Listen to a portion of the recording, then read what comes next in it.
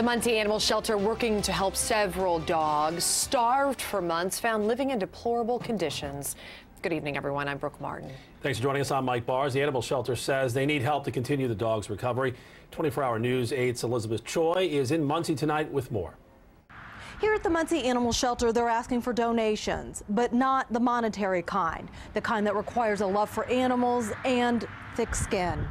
You can see every bone in this dog's body has very, very little any type of weight other than skin. I mean, when people say the dog is skin and bones, I mean, that's truly what he is. He has hair loss from malnutrition. This is Dozer. He's now able to walk and eats treats.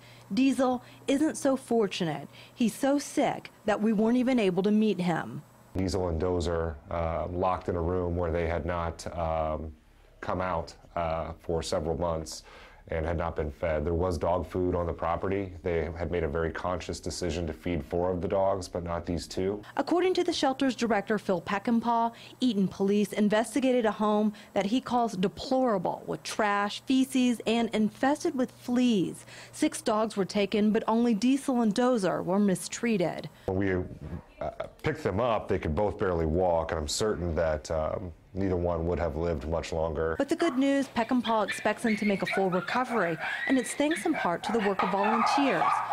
Sherry Richardson is one of them. Well, we, of course, clean the cages or the areas that they're in, make sure that they're all clean and they have food and water. Richardson volunteers 3 times a week, sometimes up to 6 hours a day. Some come in that are scared to death, and within a day or 2, when they see you, they're wiggling their tails and they're happy to see you, and they're an entirely different dog, and that just warms your heart to see. At the shelter, they need more people like Richardson to volunteer. They also need pet food and foster parents. Dozer and Diesel will go into a foster home sometime soon. We're very anxious for both of them to experience, a little bit of pampering and know what an actual home feels like.